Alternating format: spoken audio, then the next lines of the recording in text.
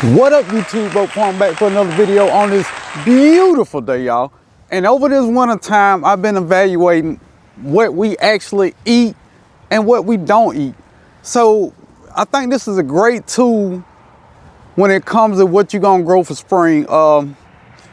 Everything that look pretty probably shouldn't be growing, and some things that kind of ugly probably shouldn't be growing that either.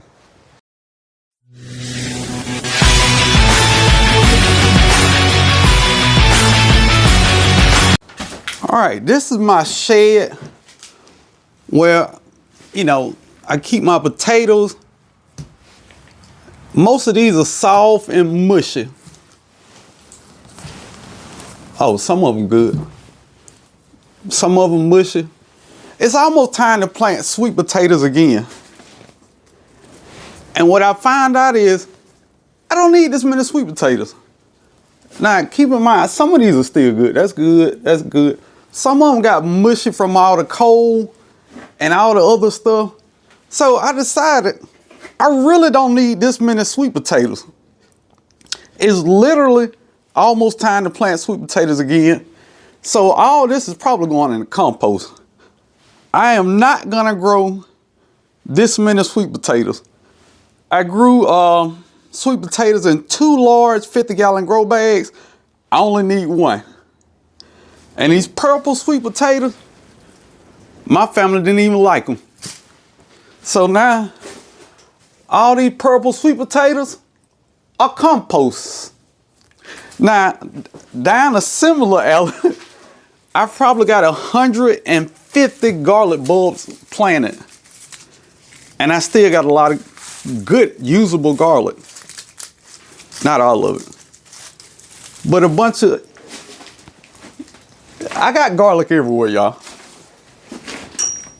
Literally everywhere. So I will never buy garlic again. That won't be planted there. I will never buy garlic again, y'all. And this whole video is just evaluating what I really need. Do I need 150 bulbs I got in the ground of garlic? No, I don't. So I know all this is just going in the compost. All this is going in the compost. And I'm just gonna grow what I got. Sweet potatoes, you already know. Now last year, I grew, 7, 8, probably 6 varieties of bell peppers. I had the candy cane, the Pippin's Golden. I had some of the Kroger peppers that I grew last year. But when it really comes down to it, all my wife wanted is just a regular bell that I had planted here. That's all, just regular bell peppers. I felt like I wasted so much growing space on, now don't get me wrong, candy cane peppers are delicious. But I really didn't need the amount of candy cane peppers I had because it was more of an additive and a couple special things that we ate. But we really didn't eat bell peppers like that where I should have grown that many. So this year, I'm only gonna grow Cali Wonder bell peppers. And that is the tried and true bell pepper for me and a lot of other people. So that's all we focusing on, Cali Wonder bell peppers. All right, now when it comes to herbs, I know it's hard to see, but I think that's oregano. I'm not sure. I know when it come back. But it's only really 2 herbs that we really used a lot of over the winter. One was oregano that I dried out, and one was thyme. This is my Greek oregano right there. So I don't even know if my thyme's still alive, but those are the 2 herbs we really use a lot of, oregano and thyme. So I'm really gonna focus in on it. What I think I'm gonna do is plant a lot of oregano and thyme in my green stalk, plus the oregano and thyme I got over there, get a lot of it dry for the winter, because that's something we really use. And this year I'm focusing on what we really use. Now back over here to herbs. When it comes to the mints, now this is my chocolate mint. It's already starting to grow back. It's already growing back. But when it comes to mint, chocolate mint, spearmint, peppermint, some other mint, I'm not growing all this crap no more. I'm just focusing in on chocolate mint because that's the only mint that I really drink tea from is the chocolate mint. So that's the mint I'm gonna grow. All this other mint, mountain mint, peppermint, y'all can have all that mint. I'm not growing it no more. I'm not. Mullein, I'm not growing it again.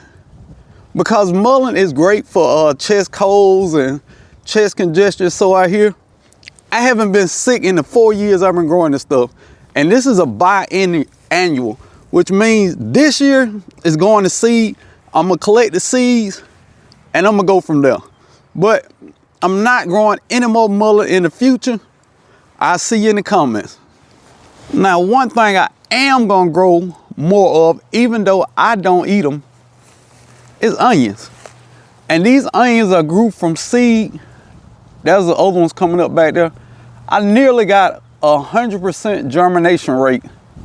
And onions are easy to store. Dice them up in small bags, put them in the freezer. It's literally that easy. So I double down on the onions. Cause my wife said if you don't grow a lot of onions this year, it's gonna be a long year for you. So that's what I did with the onions. Something that my wife likes to cook with, something my mother-in-law likes. So we're gonna grow more onions, y'all. That's what we really need. Now I'm gonna tell you something else I ain't gonna buy no more of. Figs. When I say I got way too many figs and not enough figs to eat last year, yeah, I got a bunch of fig trees, but I ain't eat that much fig. So I got some bigger figs that's putting out fruit. So all these died back to the ground. Now, if these don't come back up from the root, that's it. I'm not buying any more figs. All these are figs, y'all. Figs are delicious to eat, but when they die back to the ground, it gets a little frustrating. Now, this is a LSU Gold. I got plenty of figs from this last year. So that's enough figs for my family. But down the way, I got more fig trees. Got that one. I'm gonna get enough figs off of that one. And I got 3 more in the ground over here.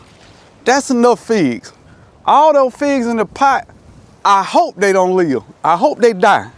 Because if they die, that's a wrap on figs in containers. It's not worth the work to get the level of production I get from. I can't tell you about your figs in containers. I'm just talking about my figs in containers. It's not worth the work. I got 5 in the ground. That's enough figs. Also, cherry tomatoes. When I say my family got tired of eating cherry tomatoes, we just got tired of it. Now, I'm still gonna grow cherry tomatoes, but I'm not gonna grow 3 or 4 cherry tomatoes. That's too much. Then you find ways to eat them, salads, whatever. Also, I don't can. I don't like canned food. If you saying, bro, you got a can, you gotta learn, shut up. I ain't gotta do nothing, this is my house. So, I don't can, all I do is freeze and dehydrate. So base a lot of this stuff off that premise that that's how I do. If it's your thing to can, enjoy canning. I hope it's delicious. I hope the food lasts forever. I hope it's awesome. I don't can. So based off that, I grow like I do. I don't want a whole bunch of cherry tomatoes that we just got to eat up. I don't want to freeze cherry tomatoes. I don't want to make salsa. I don't want to make spaghetti sauce. I don't want to do none of that. I just want to eat fresh cherry tomatoes, and when they gone, they gone. Now, I'm going to tell you one thing that did surprise me. The amount of cilantro we ate. We ate a bunch of cilantro. I don't know why. First off, we eat a lot of tacos. Let's start there. We eat a lot of tacos because I love tacos. So my wife put cilantro in tacos, and it goes fast. It goes fast. So I'm really doubling down on cilantro. By itself, I don't know what the hell you do with cilantro besides put in the tacos. Put it down in the comment. What y'all do with y'all cilantro? What dishes do y'all put it in? All right, speaking of things I'm not growing no more. When it comes to citrus trees, if they're not cold hardy, below 20 degrees, I'm not even gonna buy them. It's not worth it for trees that die back every year. It's just not. Now, y'all know how much I love citrus, and y'all know I try to talk about citrus in every video if I can, but anything that died citrus-wise, I never buy that citrus again. Never. Everything will be cold-hearted to at least 20 degrees so I can comfortably keep up with it. Now, all this pushing zone citrus, how I used to be, hey, you know, it's only graded for zone 9 and up, but I can grow it. Man, screw that. Screw that. I want gardening to be easy. I'm going to be an old man, and I'm going to do a lot of old man gardening. I'm just going to put that out there. Anything that take a lot of work to grow, I'm not going to grow it. And I meant that. All right, what's the wrap up? What was this video all about? This video is all about knowing what I want to grow, knowing what my family actually eats and what we enjoy. Things that we can eat without a whole bunch of canning and still last. That's all I focused in.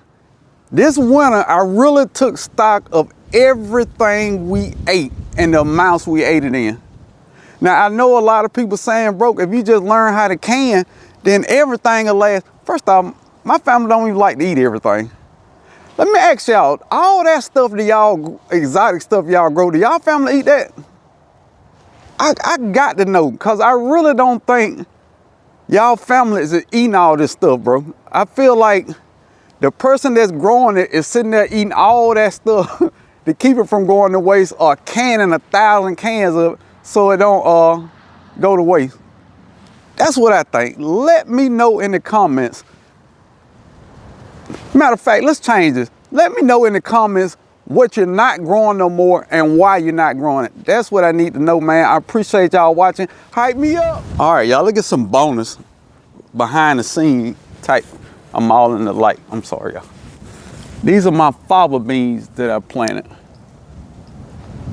Now, if I don't get no fava beans, I want at least to get some of the nitrogen properties in it.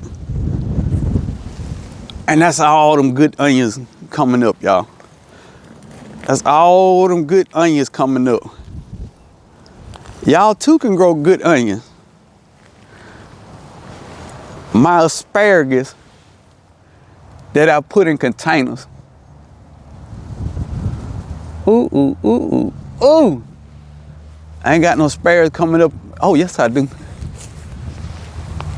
You get a couple temps of 70 degrees, them asparagus coming up, y'all. So that's my asparagus coming up. Cause y'all were with me when I replanted these in here, and some of y'all say I didn't plant them right and they were gonna die. You a lie. Now, potatoes that I planted in January, and people say, Broke, that's way too early. The potatoes gonna go bad and they're gonna be mushy. Those potatoes will not be any good because you planted them too early, Broke. What are you doing, Broke? You don't know what you're doing, Broke. Stop doing it, Broke. Y'all know what I'm gonna say now. Shut up. That's all the potatoes busting through the soil as soon as these temps get warmed up. So I'm not telling you to plant your potatoes in January. I'm telling you, I planted mine, and it's almost the end of February, and they came up when it was time to come up. All of them came up when it was time to come up. Can't tell you how to do it. I'm gonna tell you what I did. And this has to be the worst lettuce experiment ever. This lettuce been in here about 3 months, y'all. It's finally starting to grow up a little bit. Finally. That ain't my fault. Don't look at me like that ain't my fault. Garlic and onions, I ain't gonna show garlic and onions no more. But that's just a behind the scenes look, y'all.